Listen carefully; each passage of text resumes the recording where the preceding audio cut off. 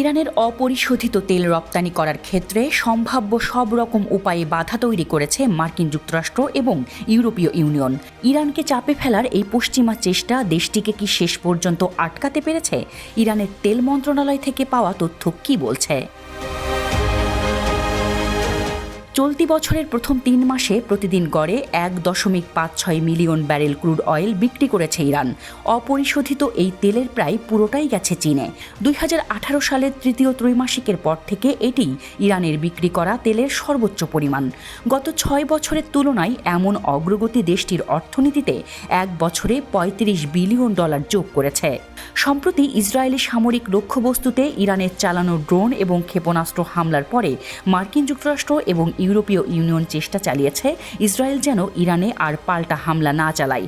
সেই সঙ্গে ইরানের বিরুদ্ধে নতুন নিষেধাজ্ঞার প্রস্তুতিও নিচ্ছিল পশ্চিমা জোট। তার মাঝেই ইরানের এই সাফল্যের খবর এসেছে।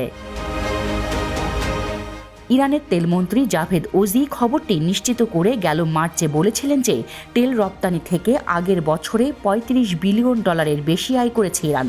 অন্য একটি অনুষ্ঠানে তিনি বলেছিলেন যে ইরানের শত্রুরা যেখানে দেশটির তেল রপ্তানি বন্ধ করতে চেয়েছিল সেখানে আজ দেশটি যেখানে খুশি তেল রপ্তানি করতে পারছে, আর এর জন্য খুব বেশি ডিসকাউন্টও গুনতে হচ্ছে না ইরানকে।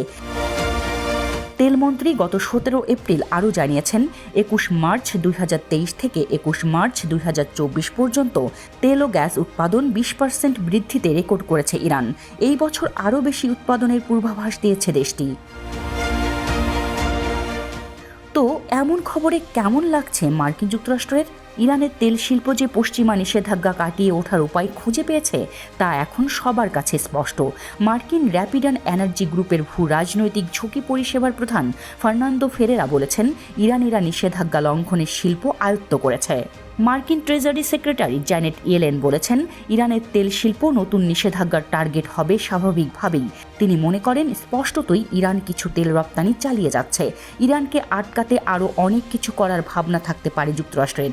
মার্কিনিরা তাদের প্রকৃত নিষেধাজ্ঞার কার্যক্রমের আগের চেহারা দেখতে চায় না, তবে সেই পথেও হাঁটতে পারে যুক্তরাষ্ট্র, বলেছেন ইয়েলেন। রয়টার্সের বরাত দিয়ে এই সপ্তাহের শুরুতে এসব কথা বলা হয়েছে। তবে বিশ্লেষকরা মনে করছেন যে বাইডেন প্রশাসন নিষেধাজ্ঞার ফাঁস খুব বেশি শক্ত করতে চাইবে না, কারণ এমন হলে পরিস্থিতি অনিবার্যভাবে তেলের দাম বৃদ্ধির দিকে চলে যাবে। এমন হলে মার্কিন নির্বাচনী বছরে পুনর্নির্বাচনের জন্য প্রতিদ্বন্দ্বিতাকারী প্রেসিডেন্ট জো বাইডেন সত্যিই পরিস্থিতি সামাল দিতে পারবেন না।